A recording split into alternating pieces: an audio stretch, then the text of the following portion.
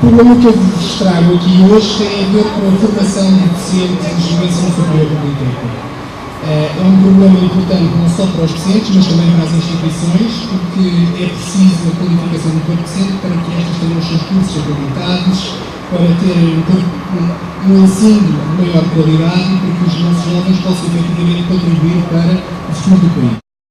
Isto é um problema grave que afeta não só os docentes, mas também as próprias instituições e para a qual o Ministério tem que dar uma resposta. Porque se comprometeu, é certo que não foi este Ministro, mas o anterior, mas isto é o governo do nosso Estado, e portanto tem que ser consequente, comprometeu-se a arranjar as verbas para formar o corpo docente, para que tivéssemos um melhor ensino superior politécnico e portanto agora não há verbas.